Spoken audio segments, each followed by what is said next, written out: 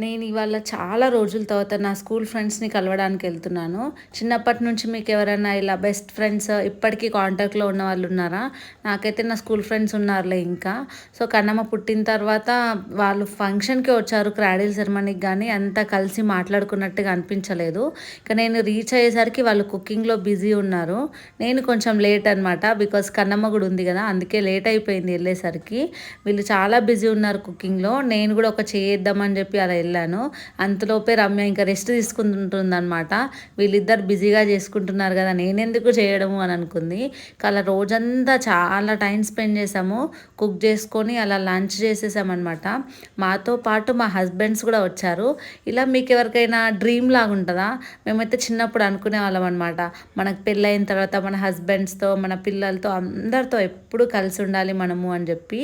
And do subscribe for more such videos. By by.